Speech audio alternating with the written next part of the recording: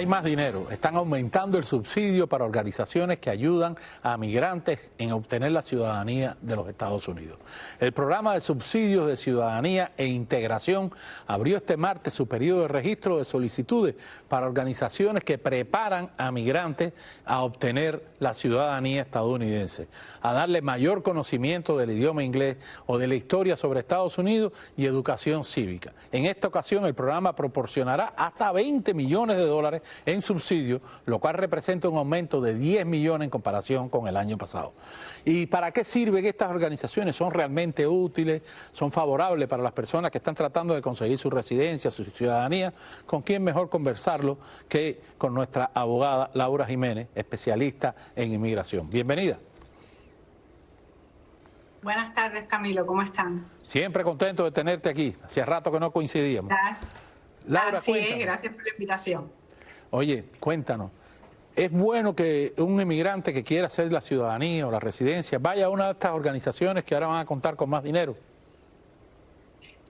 Camilo, mira, yo siento que esto es una ayuda muy positiva, sobre todo para aquellos inmigrantes o migrantes que ya son residentes, que tienen un récord limpio, que no tienen récord criminal y sobre todo que no están aplicando la ciudadanía por matrimonio, porque si sus recursos son bajos es una gran ayuda que van a recibir a la hora de aplicar. Sin embargo, es algo que yo no recomendaría para alguien que está aplicando la ciudadanía y que tenga récord criminal, o para alguien que está aplicando la ciudadanía por estar casada con un ciudadano americano, porque son casos que requieren de una revisión mucho más minuciosa, que requieren de un análisis legal un poco más detallado, y además hay que explicarle a la persona qué es lo que puede pasar en esa entrevista, cómo se debe desenvolver la entrevista, qué evidencias específicas presentar. En ambos casos es muy importante que consulten con un abogado que los pueda orientar debidamente. O sea, en otro lenguaje, en uno más popular, si a usted lo detuvieron, si a usted lo sancionaron en una corte, si usted ha tenido algún problema jurídico, ni se le ocurre ir a una organización de esta porque usted necesita un entrenamiento especial para la entrevista. Y si usted se está casando con un ciudadano americano, tampoco debe ir a esta organización. ¿Es eso? Así es, porque primero que todo, en el caso de los matrimonios, Camilo, una persona que obtuvo su residencia por estar casada con un ciudadano americano puede aplicar a la ciudadanía después de los 3 años de haber obtenido la residencia, si este matrimonio aún persiste. Pero hay que tener en cuenta que hay que tener evidencia disponible y estar preparado para cualquier pregunta que pueda surgir en esa entrevista de ciudadanía, ya que va a ser derivada de su elegibilidad por ese matrimonio con ese ciudadano americano. Y como tú decías, en el caso de las personas que tienen un récord criminal, hay que demostrar una serie de elementos, entre ellos que la persona ha tenido un buen carácter moral, que la persona no ha cometido más delitos, que su récord está limpio dentro de los 5 años inmediatos anteriores a la aplicación de la residencia. Y estas asociaciones, si bien es cierto que ayudan mucho a los inmigrantes, la mayoría no ofrecen consejos legales ni van a revisar el récord de la persona a fondo. A la hora de llegar entonces a una entrevista de ciudadanía van a correr el riesgo de que sea negada, de que sea pospuesta o de que su caso sea retirado por falta de evidencia apropiada. Cuéntanos, ¿cómo está la situación de los cubanos en estos momentos? Porque se nos hace más fácil encontrarte en el tribunal ya que en la oficina. ¿Cómo está la situación? Bueno, mira, la situación está compleja, Camilo, bien compleja. Yo siento que hay una lucha política entre los dos partidos muy grandes. Habíamos avanzado muchísimo en el caso de los cubanos en el sentido de que estábamos luchando esa elegibilidad a la residencia con la 220A fuera de la Corte, porque estábamos logrando retirar los casos de la Corte bajo el último memorándum de Alejandro Mayorkas, donde decía que estos casos no eran una prioridad para la Corte y los fiscales podían retirarlos y se podía someter la aplicación con UCIS. La mayoría de estos casos con UCIS, si bien es cierto que están pendientes, no han sido negados. Sin embargo, un juez en Texas, el día 15 de junio, bloqueó el memorándum de Mayorkas y ahora hay que proceder con estos casos en los que la mayoría no son elegibles para la residencia porque entraron con una 220A y en los que muchos de estos casos, Camilo, no tienen buenos argumentos de asilo.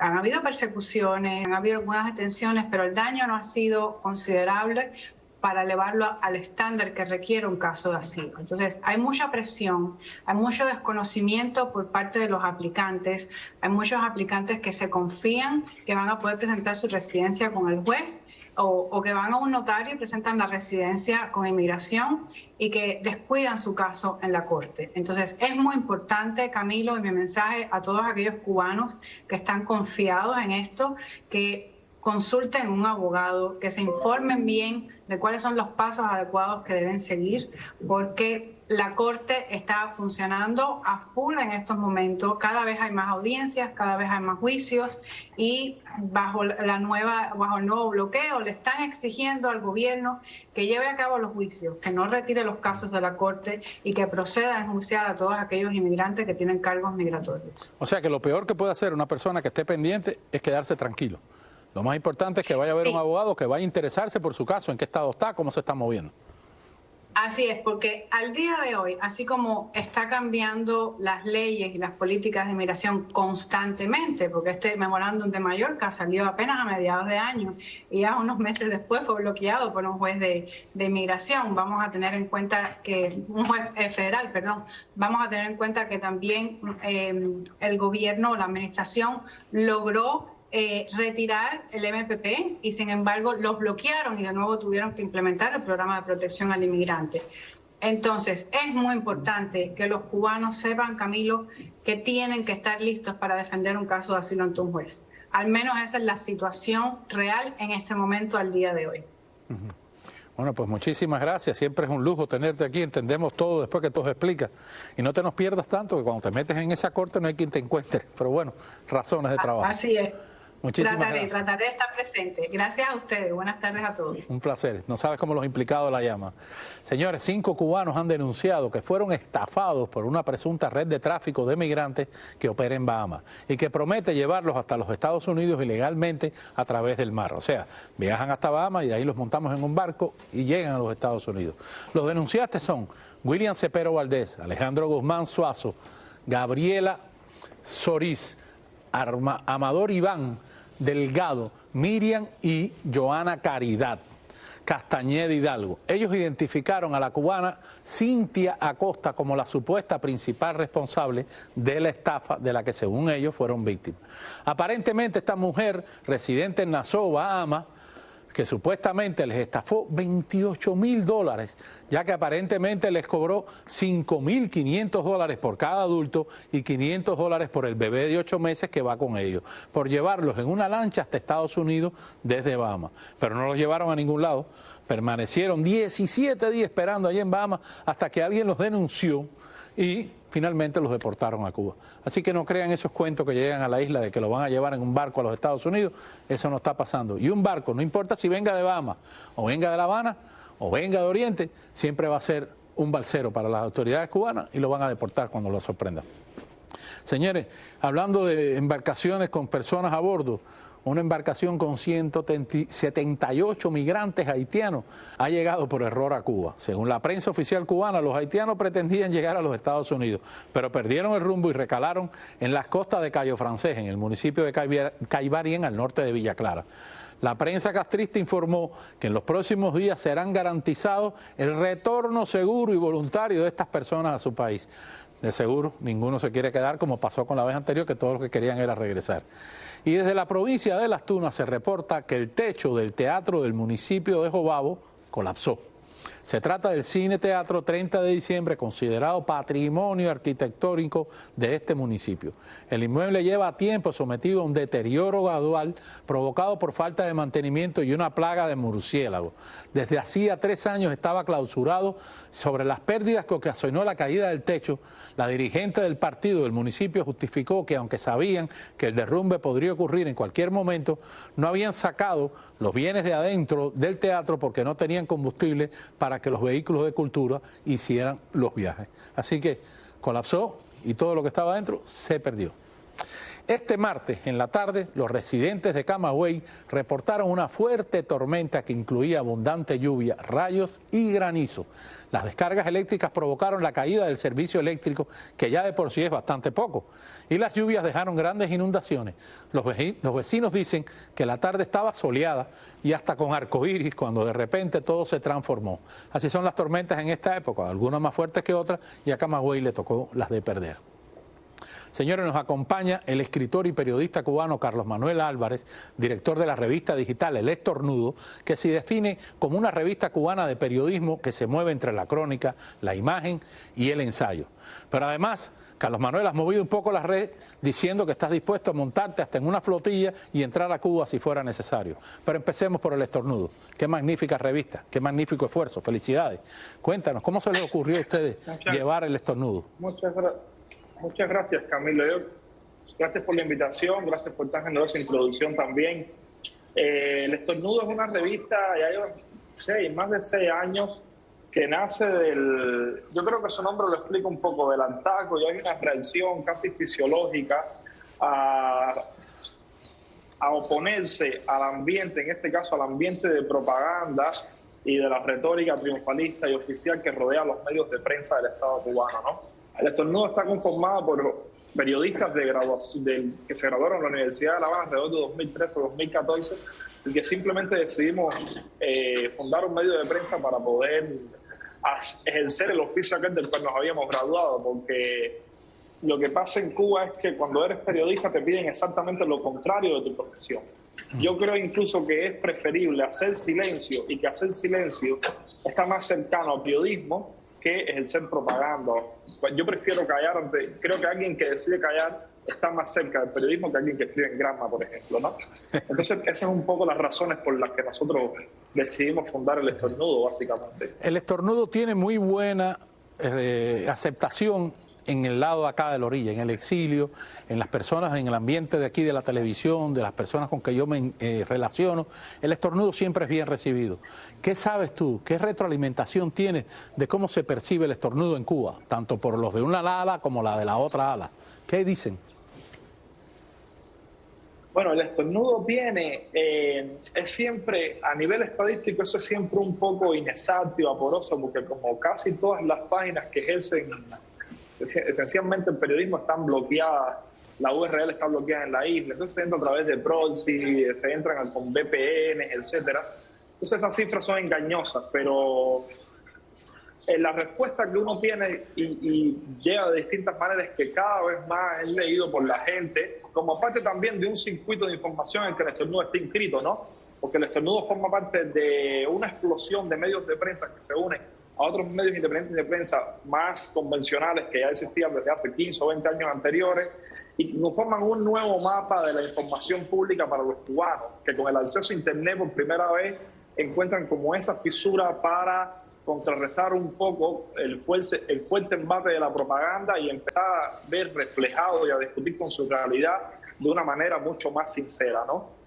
Por otra parte, yo creo que ostentamos también como una suerte de medallas ganadas en campos de batalla, las veces que nos han mencionado en el noticiero de la televisión para tratar de desmentirnos, para tratar de contrarrestar alguna información que hayamos publicado, para tratar de contrarrestar también determinados estados de opinión que se han producido a partir de lecturas de textos de las revistas. Creo que el caso más reciente así de un texto que publicó El Estornudo no ha sido el único, afortunadamente, pero que tuvo como una amplia difusión y generó debates en todas las instancias, incluso también dentro de las instituciones castristas, fue el reportaje que publicamos sobre los testimonios de acoso sexual, de hostigamiento, incluso en una segunda parte de violación que ha cometido el trovador Fernando Becker contra muchísimas jóvenes mujeres cubanas, ¿no?